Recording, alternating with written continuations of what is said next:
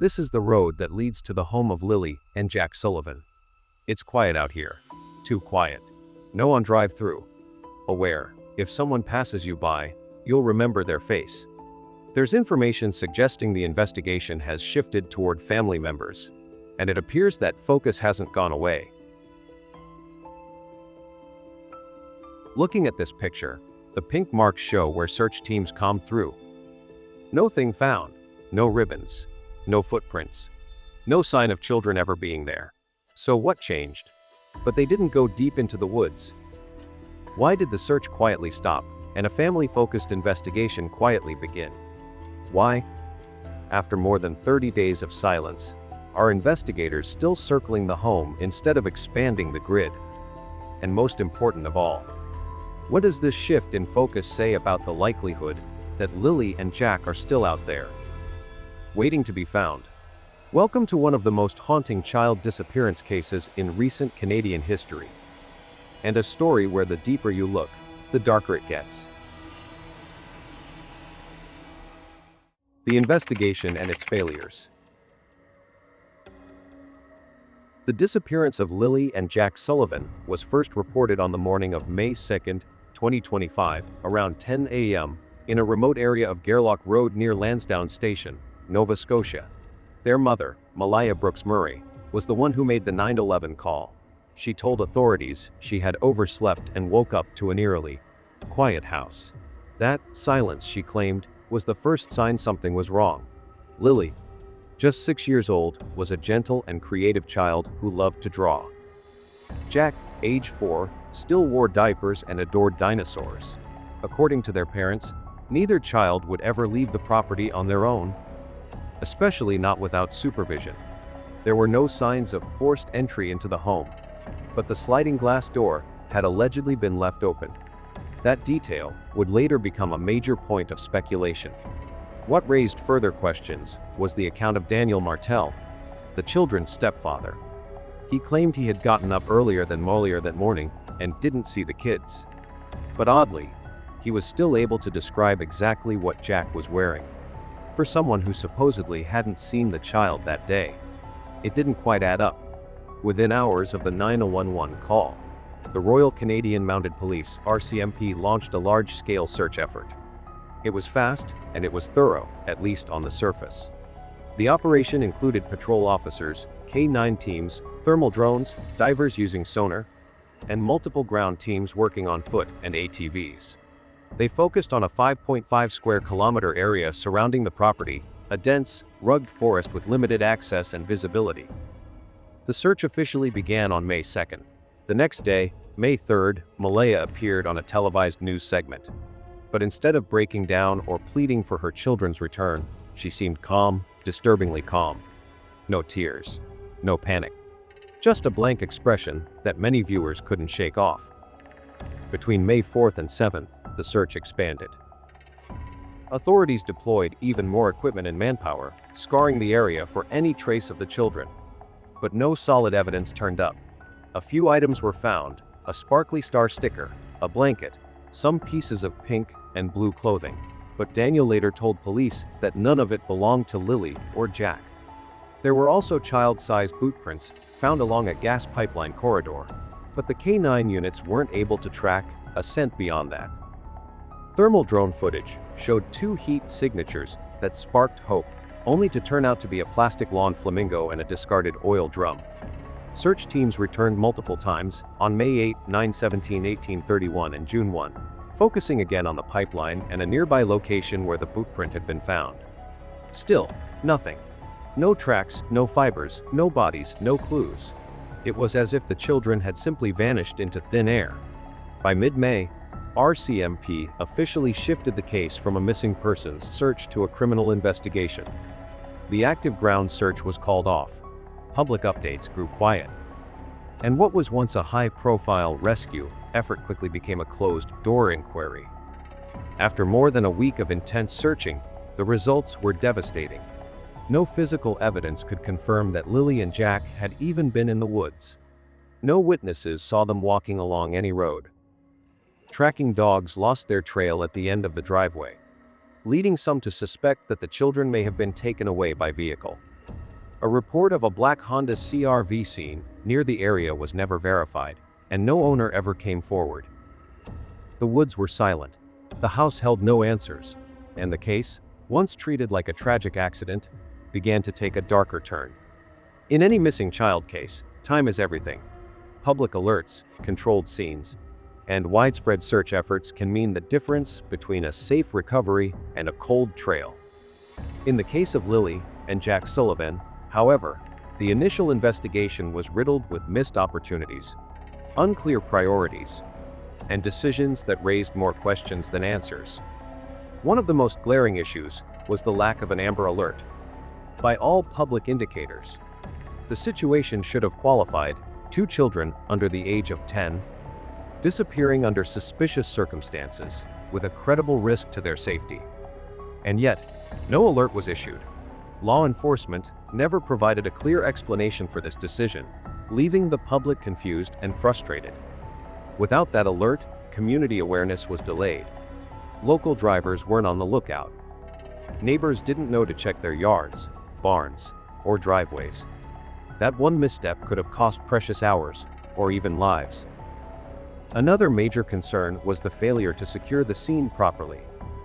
In the hours after the disappearance, multiple people, friends, relatives, and even unrelated bystanders were allowed to enter and exit the house freely. No early perimeter was established, and the property was not sealed off for forensic evaluation until much later. Any trace evidence, footprints, fibers, fingerprints, may have been compromised or destroyed before investigators ever had a chance to document it. Then, there's the matter of the forest search. While the RCMP claimed they had canvassed a 5.5 square kilometer radius, locals, including a citizen investigator, reported that the teams never went deep into the woods. Ribbons marking search boundaries were only seen near roads and walking paths. Deeper areas, where a frightened or injured child might realistically end up, were left untouched. It raises the possibility that the search was more symbolic than strategic, and that crucial terrain was never truly examined.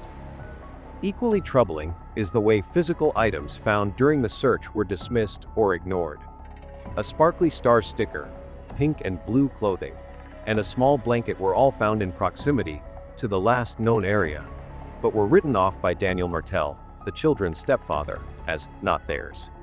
To this day, police have never released any DNA results trace analyses on these objects. In a case with so little evidence, it's hard to understand why those items weren't examined more seriously. Another major blind spot lies in the timeline itself. According to all available reports, no one aside from the parents saw Lilly and Jack after May 1st. That means there is no independent verification that the children were even alive on May 2nd, the day their disappearance was reported. No surveillance footage, no neighbor sightings, no school attendance. This calls into question whether the timeline was manipulated, whether May 2nd was simply the day authorities were finally called, not the day the children actually went missing. That brings us to the failure to expand the search radius quickly enough. K9 teams reportedly lost the children's scent at the end of the driveway. If true, it strongly suggests that the kids may have been picked up by a vehicle. Yet police did not immediately scan traffic cameras or interview area drivers in the region. A black Honda CR-V was seen by a witness near the property around that time, but law enforcement has neither confirmed nor denied whether it was ever identified or ruled out. Worse still, the investigation remained narrowly focused on a lost child scenario for too long.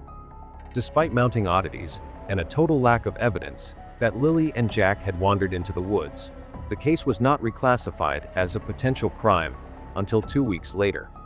By then, any forensic value in the house, the yard, or the surrounding area had likely diminished.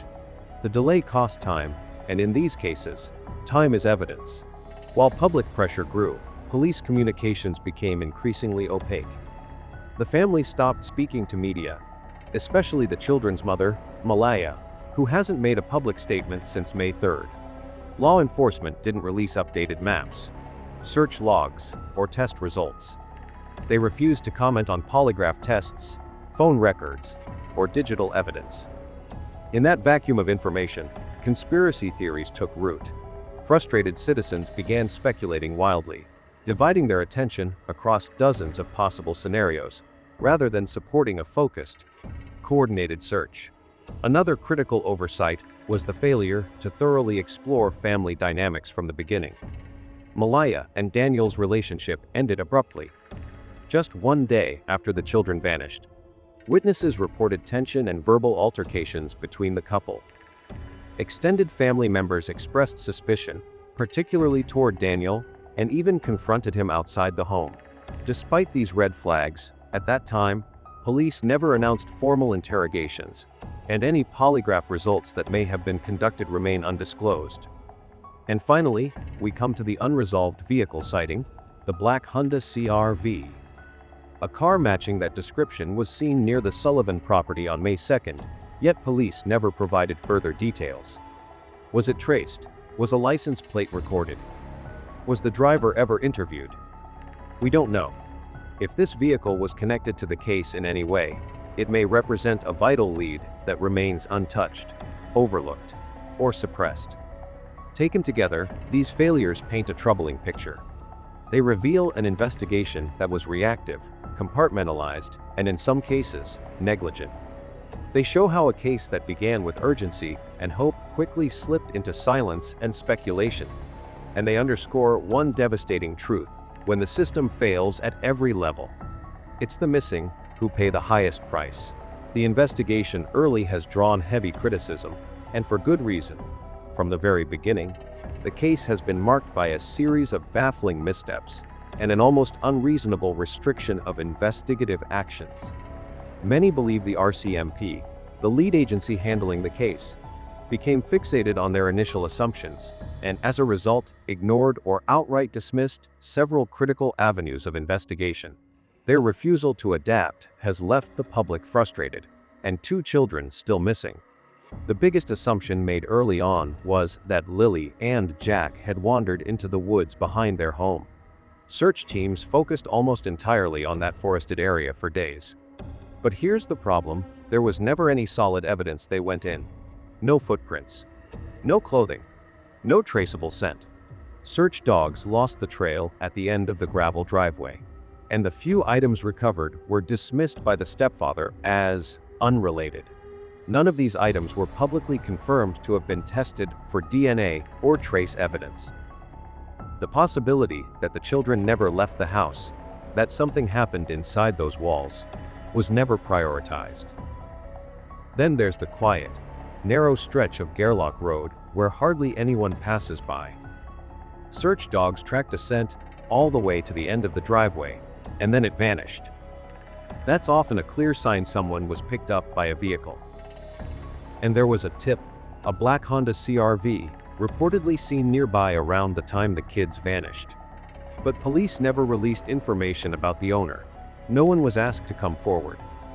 There were no calls for dashcam footage or camera checks at nearby stores. If a vehicle was involved, whether it was abduction, cover-up, or escape, that lead evaporated in silence. Another major blind spot: the timeline. RCMP publicly requested surveillance footage dating back to April 28, 4 days before the reported disappearance on May 2. Why? Because there's no confirmed sighting of Lilly or Jack after May 1. No one outside the family saw them on May 2. Not a single neighbor. Not a friend. Not a delivery person. That opens the door to a disturbing possibility: the timeline we've been given might not be real. If something happened earlier, and May 2 was just the day it was reported, then the entire case starts from a lie. And what about what was going on inside that home? Daniel Martel and Malia Brooks split up almost immediately after the disappearance. Their relationship was strained. Malahia vanished from the public eye after May 3, refusing interviews. Daniel, on the other hand, was on every camera, telling his version of the story, a version that included strange emotional detachment and rehearsed statements. Meanwhile, extended family members were arguing outside their house. Despite all this, there's no public record of deep behavioral assessments or psychological profiling being conducted on either parent. If this was an internal conflict, a tragic accident, or a moment of rage, it may never have been properly explored. And we can't forget one critical fact: most child abductions are carried out by someone the child knows. A relative, a neighbor, a trusted adult. But in this case, there's been no transparency about whether investigators checked the family's social circle. Who else had access to the house? Who visited regularly? Was anyone harboring resentment or behaving strangely in the days prior? These are standard questions, and yet, no answers have been shared. Another possibility: that something happened overnight. The 9/11 call was made around 10:00 a.m. on May 2. But what if whatever happened long before that? There's been no information released about what occurred during the night. No data from phone activity. No checks on smart devices, lights movement, or online searches. Was someone up late that night? Did anyone leave the house between midnight and morning? Without a clear forensic timeline, we're left in the dark. And perhaps the most glaring hole: digital forensics. Daniel claimed he handed over his phone, Google account, and GPS data. But what did the police find? No results have been made public. We don't know if deleted messages were recovered, if photos were pulled from cloud backups, or if location tracking showed inconsistencies. We don't know if police checked nearby Wi-Fi networks, security systems, or smart home devices. And in a case like this, digital silence isn't just suspicious, it's dangerous. Each one of these possibilities could have pointed to something bigger or simply revealed the truth. But without follow-through, they remain just that, possibilities. And in the vacuum of answers, the most haunting question still lingers. What if no one looked in the right place? Alongside their narrow investigative focus, the RCMP has also faced growing criticism for how they handled the case, from questionable procedures to their lack of transparency with the public. RCMP ended the ground search for Lilly and Jack Sullivan on May 7, 2025, just 5 days after they were first reported missing. The decision sparked outrage from both the public and the victim's family. Michelle Glasgow, leader of the Sapeknikatik First Nation, and stepfather Daniel Martel spoke out, demanding that the search area be expanded, not abandoned. Many people who supported the search were disappointed. Children don't just disappear. Not like this. The abrupt halt felt like a quiet surrender in a case that still had more questions than answers. As the investigation progressed, or rather stalled, one thing became clear: nobody knew what was really going on. The RCMP provided minimal updates. There were no daily briefings, no detailed timelines, and no confirmation of new leads. Criminologist Michael Arnfield criticized this lack of openness, saying the RCMP keeps too much in the dark, effectively shutting out public help and fueling suspicion. Online, speculation grew. People began asking, are they investigating the family? What aren't they telling us? The vacuum of information left room for doubt and distrust to thrive.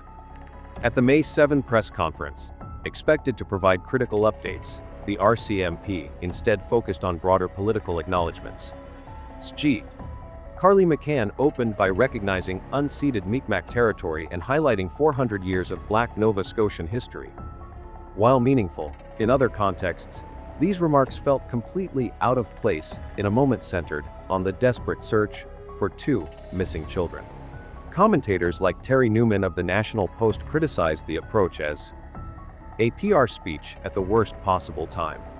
It gave off the impression that the RCMP were more concerned with image than urgency. Throughout the crisis, Daniel Martel and other family members tried to stay involved and support the search. They offered help, suggested outreach strategies, and asked for expanded alerts. But their efforts were often met with silence or deflection. No clear response. No signs that their input was being taken seriously. Community members noticed the disconnect, pointing out that the RCMP had not allowed collaboration with independent media or third-party investigators either.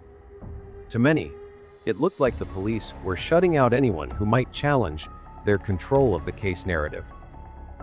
After the official search was paused, many assumed a broader investigation would begin, looking into highways, bus stations, airports, or surveillance footage beyond Gairloch Road. But none of that seemed to happen. Daniel Martel publicly urged law enforcement to expand their scope. Still, the RCMP gave no indication they planned to. The refusal to pursue these avenues fueled speculation that they had prematurely decided the children had never left the area. Critics accused them of tunnel vision, of clinging to a limited theory, rather than exploring all realistic possibilities, including abduction. In the days following the disappearance, the RCMP's public communication seemed to collapse. After a few early statements, there were almost no press briefings, no scheduled updates, and no new spokespeople. The public was left in the dark. Media outlets struggled to get access or answers. People began to wonder whether this was a sign that the RCMP had given up, or worse, were hoping the case would fade from the spotlight. Some even suspected the silence was strategic, aimed at avoiding accountability or public backlash over early missteps.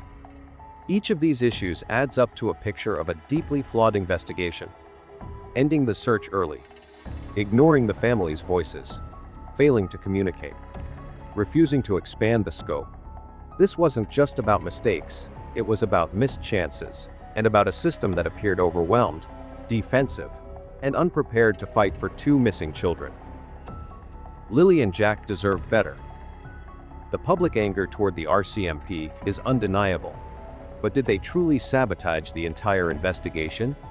Or are we simply in the dark, because so much of what they've done remains undisclosed? The aim of the investigation. Among the problems with the investigation, the silence from RCMP is the most debated one, with countless reasons for explaining. The RCMP's most consistent explanation for withholding information has been to protect the integrity of the investigation. That line has been repeated in nearly every official statement. On the surface, it sounds routine, even responsible. But what does it really mean? In investigative terms, it suggests that releasing details could interfere with key tactics, compromising witness statements, alerting potential suspects, or tipping off anyone being surveilled. The less that's said publicly, the more control investigators retain over the information flow and evidence chain. It's a tactic often used in cases where law enforcement suspects someone close to the victim and needs time to build a case. Many people believe this prolonged secrecy has also created a dangerous side effect: an explosion of false or unverified information circulating online. With no official narrative to rely on, the public has turned to speculation, amateur theories, and emotional accusations. These rumors, while often rooted in fear or frustration, are entirely unconfirmed and, in many cases, harmful to the investigation itself. However, it is not a big problem. The RCMP could likely reduce the spread of such misinformation with something as simple as brief, factual updates, or clarifying statements. Another part of the silence comes down to protection, not of the public, but of the people being questioned.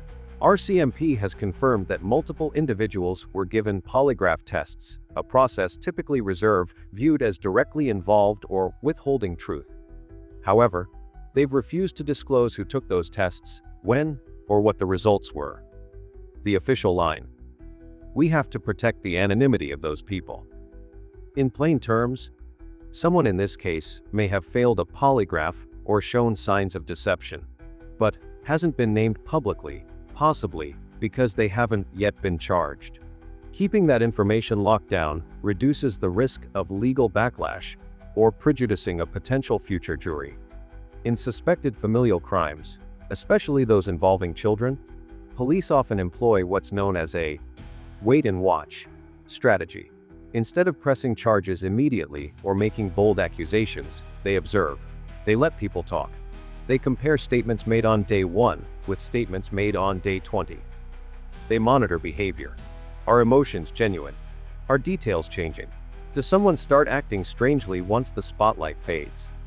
This quiet phase can be frustrating to the public, but it's often when the most critical behavioral evidence is gathered. Throughout the investigation, the RCMP has declined to identify any person of interest. Instead, They continue to state, "No one has been ruled out." That phrasing is carefully chosen. It doesn't accuse, but it doesn't clear anyone either. It allows police to keep all options on the table while avoiding defamation or false accusations.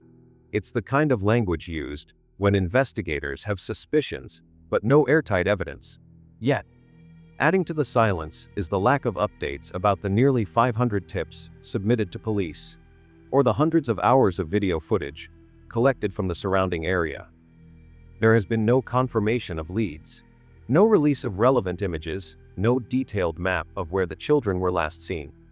Whether this is due to a genuine lack of progress, or because the investigation has narrowed in on something sensitive, is unknown. But either way, the flow of information has slowed to a trickle. Perhaps the most telling decision of all was the RCMP's refusal to issue an AMBR alert. Despite the children's ages and the initial unknown circumstances, police chose not to launch the national alert system. This raised eyebrows across Canada. But in doing so, RCMP quietly revealed something important. They did not believe this was a random kidnapping. Not activating the alert suggested they suspected an internal or domestic cause, a belief that, if true, would explain why the focus of the investigation shifted so quickly away from a public search. But the consequences of that silence have been enormous. Public trust has eroded.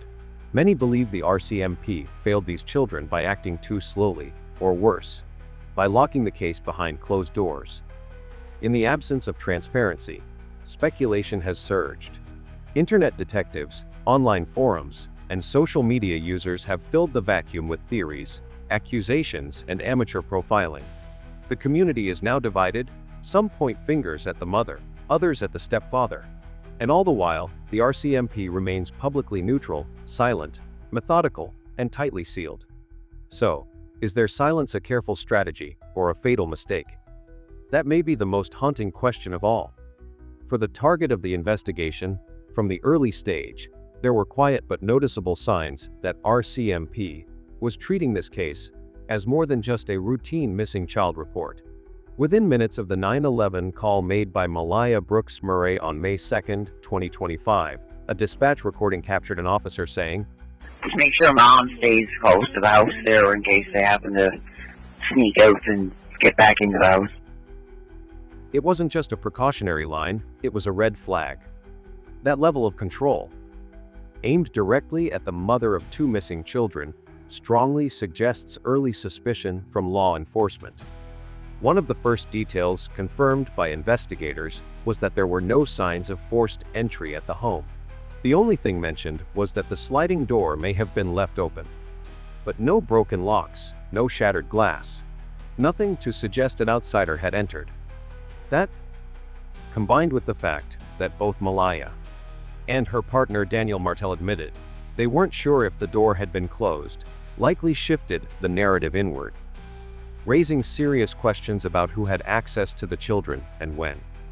Adding to that, there were no confirmed sightings of Lilly or Jack outside the home on the morning of their disappearance. No neighbors, no drivers, no trail cameras caught the children leaving. And although the initial search centered on the nearby woods, canine units never picked up a solid scent trail. In fact, dogs lost the trail at the end of the driveway, a clue that strongly supports the theory that the children may have been moved by vehicle. Yet, rather than expand efforts into vehicle surveillance or potential abduction routes, RCMP quietly pulled the focus back to the home. When items like a pink and blue shirt, a glitter star sticker, and a small blanket were found in the surrounding area, the expectation was that investigators would quickly confirm or rule out their connection to Lilly and Jack. But no such confirmation came.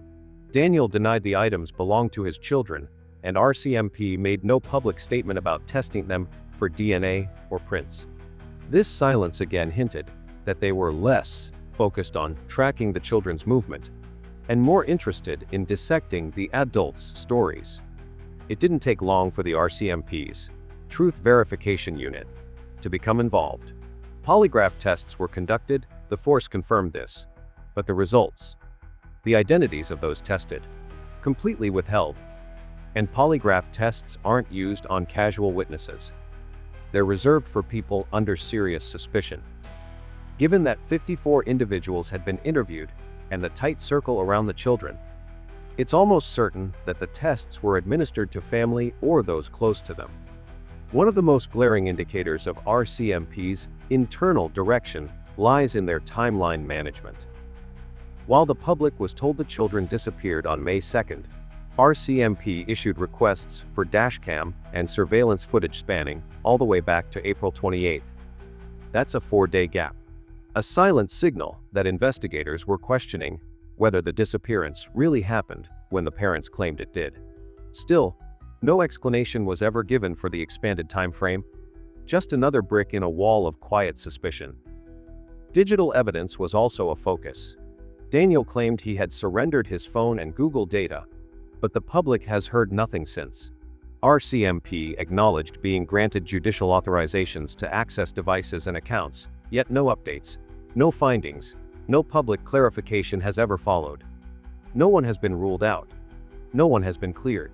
The silence surrounding this evidence only deepens the perception that law enforcement believes the answers are closer to home. Adding to the unease was the complete absence of press briefings after May 3rd. In most missing child cases, daily updates are standard. In this one, RCMP faded from view. This allowed suspicion and online theories to explode. And with Malaya stepping out of the public eye while Daniel continued speaking to the media, the optics further fueled belief that RCMP, watching both carefully, possibly waiting for inconsistencies or behavior shifts. Internally, there also appears to be signs of division within the investigation. While RCMP collected hundreds of hours of surveillance footage, none has ever been released or referenced in a meaningful way. Reports of a black Honda CR-V seen near the home, a potential lead, were never publicly pursued. The abrupt end of the search effort, just 5 days after it began, also raised questions.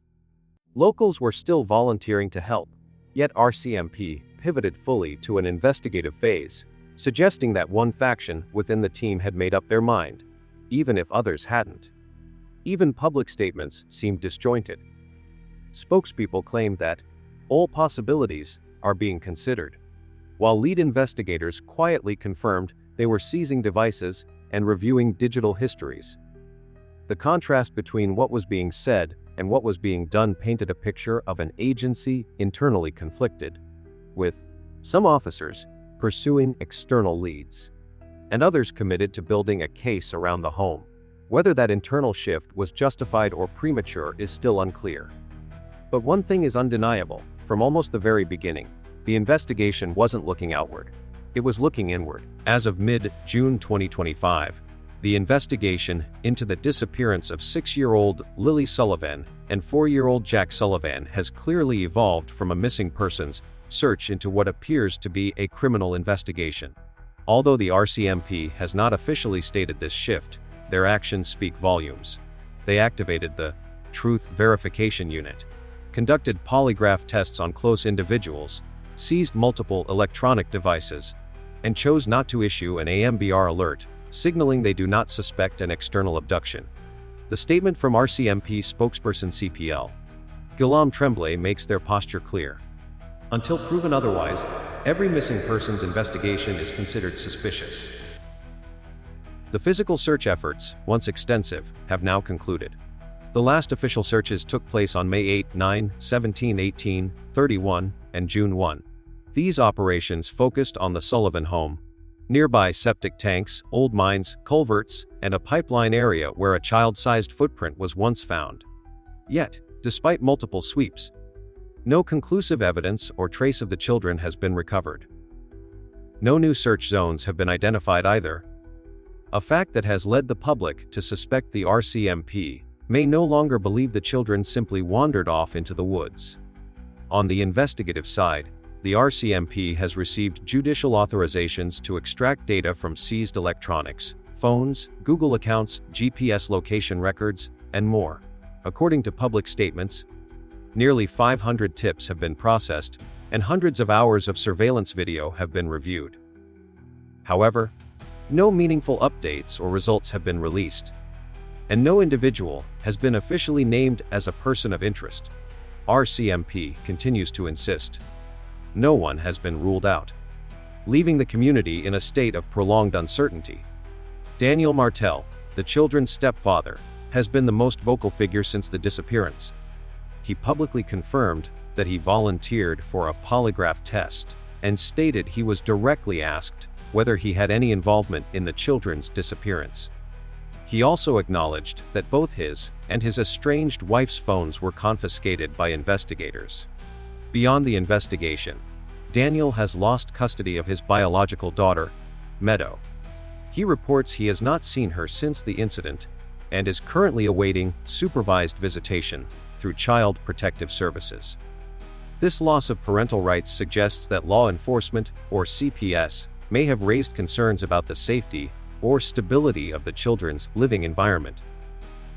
Malaya Brooks Murray, the children's biological mother, has remained almost entirely silent.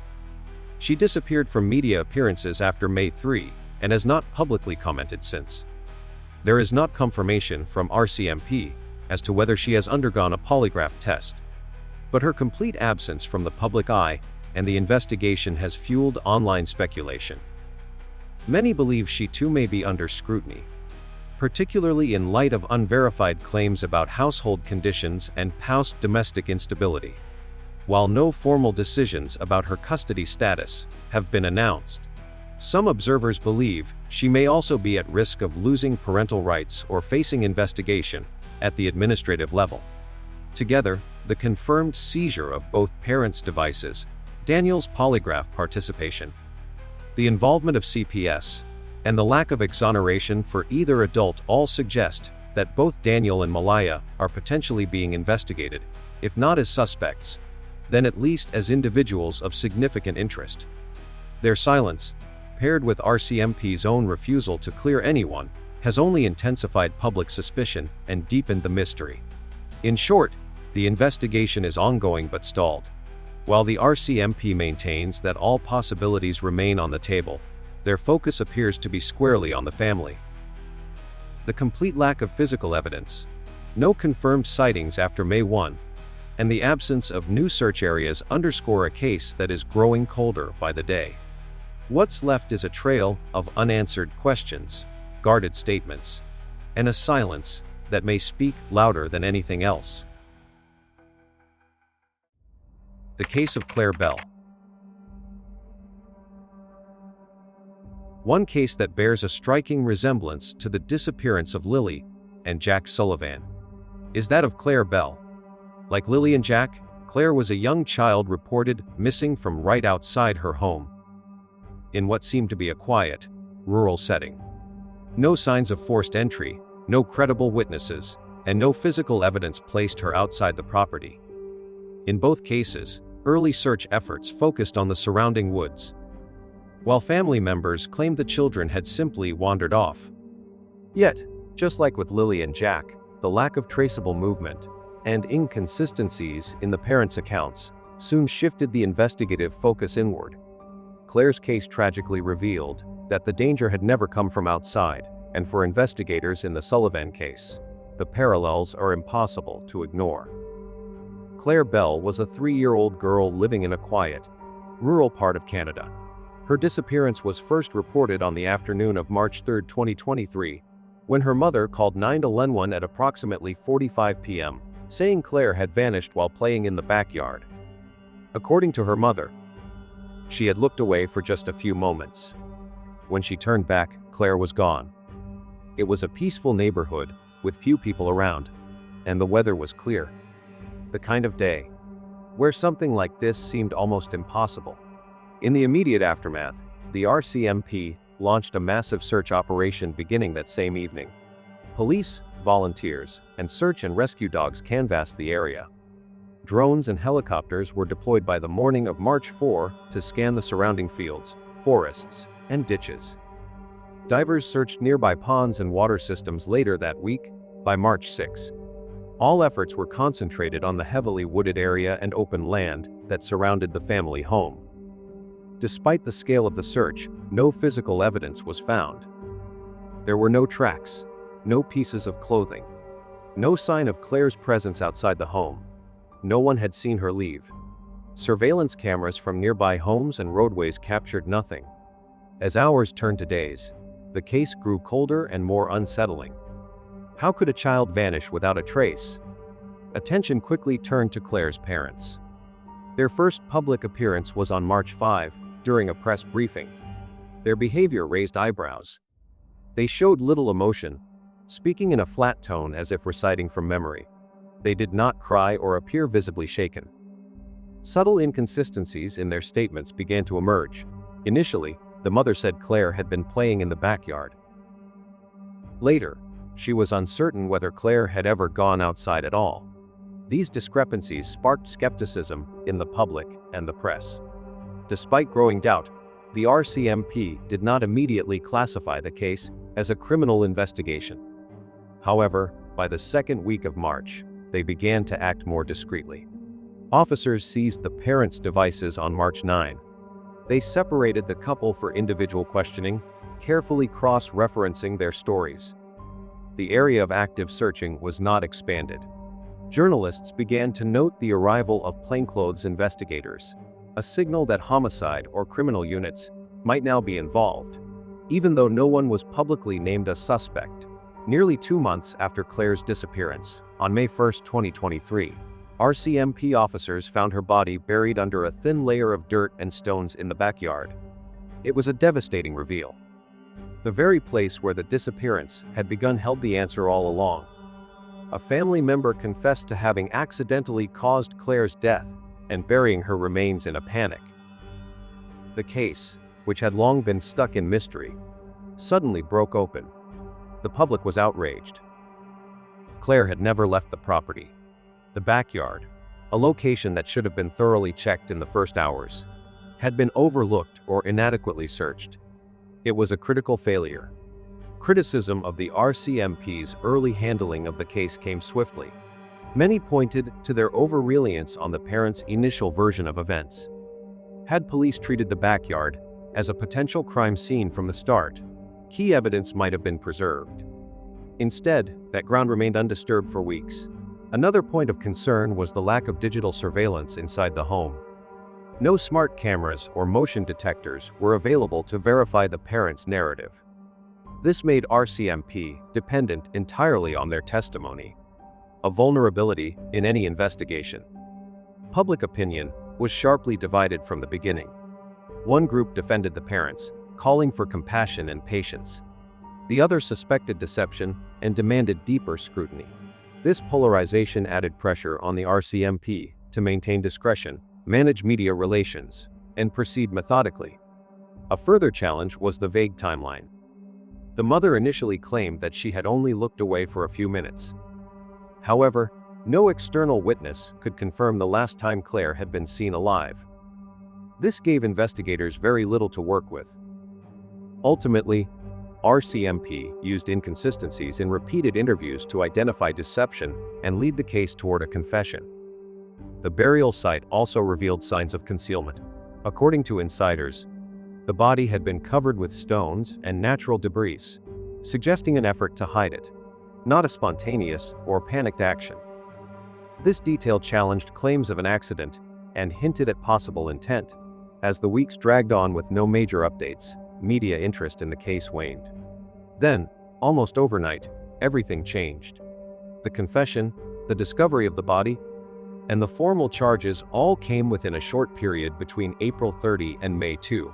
It became evident that RCMP had been holding back key developments, likely to avoid compromising the integrity of the investigation. The Clair Bell case serves as a sobering reminder, even in small communities, even with all available technology and manpower, truth can remain hidden in plain sight. The most tragic part: Claire never left her home. And for weeks, no one thought to question whether the real danger had been there all along. Obviously, the disappearance cases of Clair Bell and Lilly and Jack Sullivan have sparked widespread public interest, not just for their heartbreaking nature, but for the chilling similarities and notable differences that define each. Both cases started under eerily similar circumstances. Children reported missing from their homes, with no witnesses.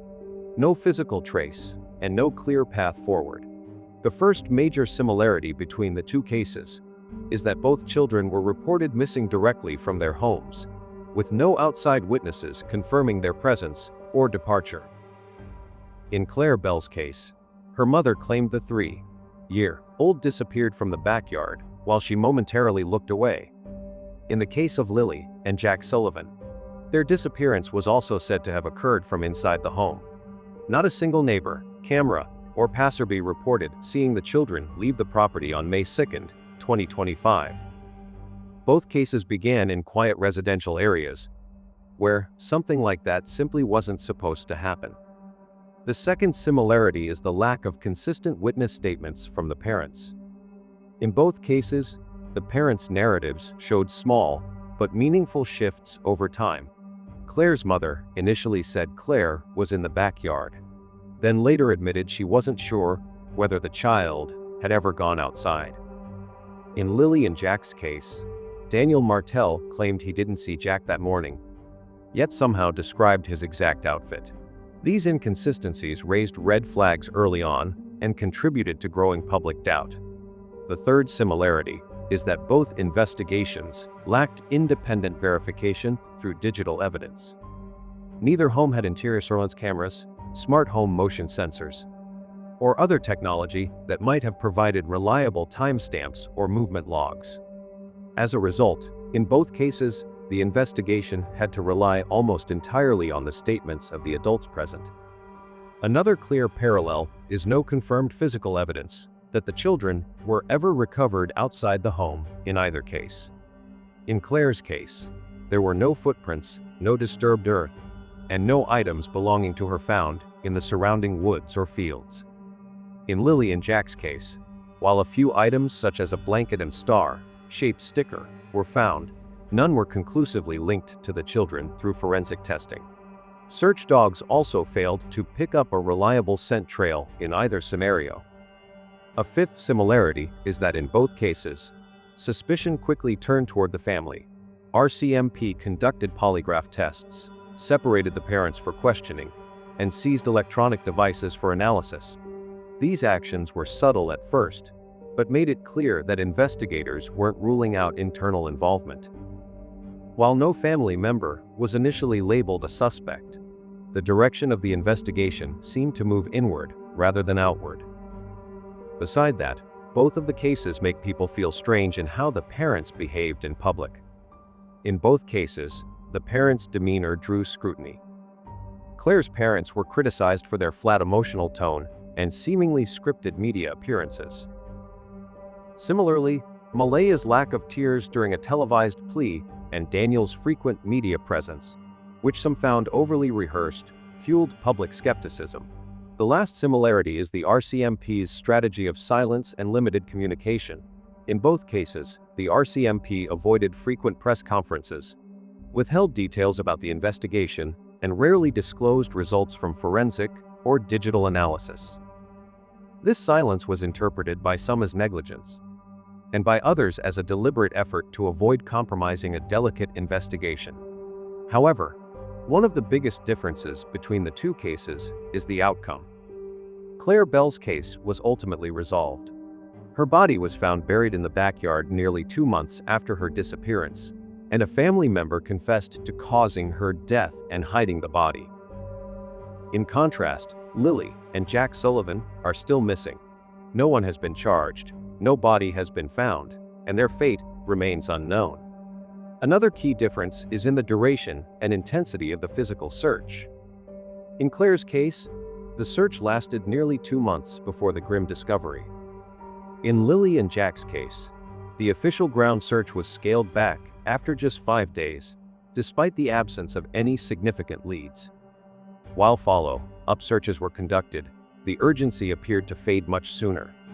Media engagement is another point of divergence. In the Clair Bell case, media attention tapered off due to the lack of updates, only reigniting when the case broke. But the Sullivan children's case has remained a hot topic, in large part because of continued public interest driven by online sleuths and independent channels. Public reaction also differed. While both cases saw split opinions, The online discourse around Lilly and Jack became far more polarized. Factions formed, some supported the mother, others the stepfather, with both sides accusing the RCMP of mishandling the case. In Clair's case, skepticism existed, but it never escalated to the same level of online warfare. Another important difference lies in how the initial scene was handled. In the Clair Bell case, the backyard, where her body was eventually found, was not treated as a potential crime scene early on. This allowed key evidence to go undetected for weeks.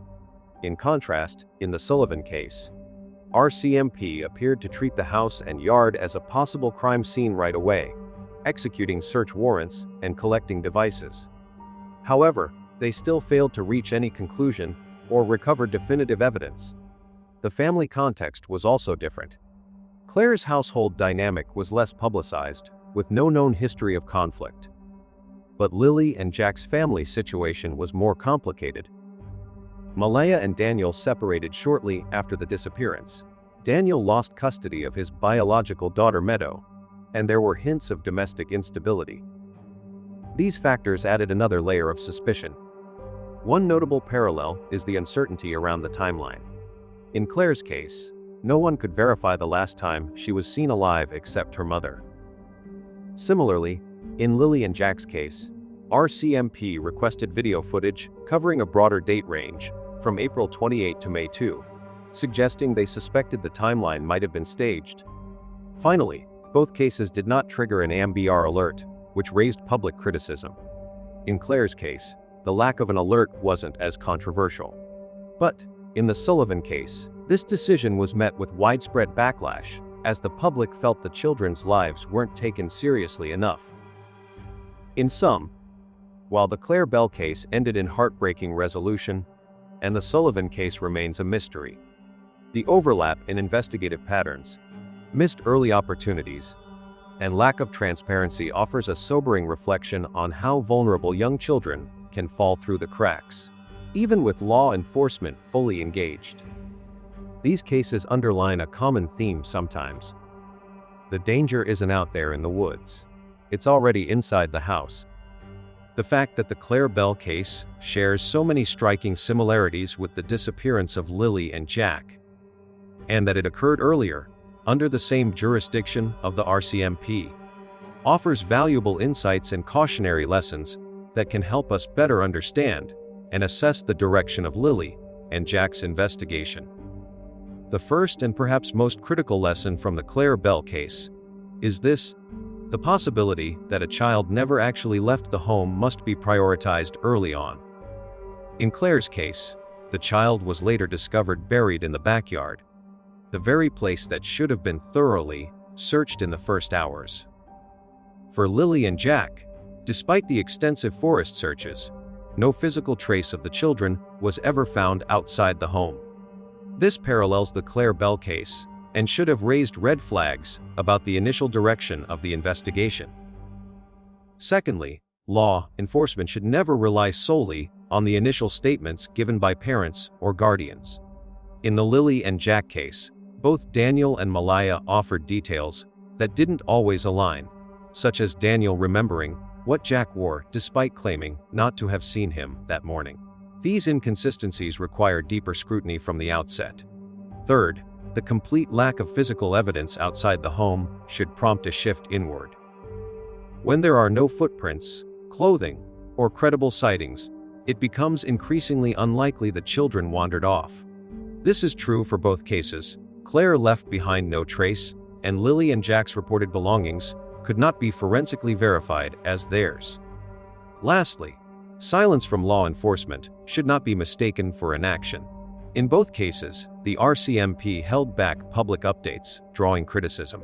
But this may reflect investigative strategy, especially when suspicion leans toward people close to the children.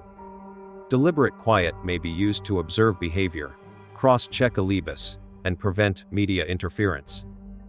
The Clair Bell case also acts as a structural warning. In both situations, criminal suspicion appeared to build quietly behind the scenes without an official declaration. This delay in formally labeling the investigation as criminal may hinder momentum and public clarity. Another striking similarity is the lack of digital surveillance. No cameras inside the Bell household meant police had to rely entirely on parent testimony. The same seems true in the Sullivan case, where no smart home systems or internal monitoring exist to confirm anyone's story. This creates a major vulnerability in reconstructing the last known moments. Public division was another shared factor. Clair's community split between those defending the parents and those suspecting foul play. In Lilly and Jack's case, the divide has become even more vocal, fueled by social media and online investigations. This split places intense pressure on RCMP to manage the narrative, protect the investigation, and address both sides without compromising evidence. The timeline vagueness in both cases is concerning. Clair's mother claimed she looked away for just minutes, but no one outside the home confirmed Clair was alive that day. Similarly, no independent witness has seen Lilly or Jack after May 1st. RCMP's request for footage from April 28 onward implies they too suspect the official timeline may be inaccurate or manipulated. Both cases started with eerie similarity: children reported missing from home, no external witnesses, no confirmed sightings, and conflicting statements from caretakers. In both cases, RCMP appeared to suspect foul play but withheld public confirmation. The difference lies in reaction time. In Clair's case, the backyard, where the child was eventually found, was not treated as a potential crime scene. This oversight allowed evidence to remain hidden in plain sight. In the Sullivan investigation, RCMP appeared to search the home early, but no confirmation has been given about forensic results, if any. Another distinction: Clair Bell was an only child, which simplified focus on the parents. The Sullivan household had multiple children, making it harder to track who saw what and when. This complexity may explain why RCMP is moving more cautiously. RCMP faced backlash in Clair's case for relying too heavily on the parent narrative. It appears that in the Sullivan case, they've taken a more aggressive approach, seizing devices, performing polygraphs, and seeking digital authorizations. These may reflect lessons learned from prior criticism. Importantly, both investigations failed to offer concrete, external verification that the children were alive on the day they disappeared. Without such confirmation, the working theory that children wandered off becomes shaky. That's the tragic pattern that links Clair's fate to the mystery surrounding Lilly and Jack. Finally, both homes lack digital verification systems. In today's world, that absence is glaring. In Clair's case, that void made it harder to challenge false statements. In the Sullivan case, it has again left investigators blind to the actual timeline, relying solely on interviews, which may or may not be honest. From these regretted cases, there's a reason public outrage grows so intense in cases like this. When children vanish, time drags differently. Every hour without answers feels like a lifetime. And so, the silence from the Royal Canadian Mounted Police, their calculated restraint, the vague press releases, the absence of public suspects, has drawn understandable frustration. People want transparency. They want accountability. But it's important to remember, the RCMP is not our enemy in this story. In fact, they're under more pressure than any of us. Behind every decision they make is a difficult balance between public trust and investigative integrity. When they don't release names, when they won't confirm suspects, when they hold back surveillance footage, it's not always negligence or indifference.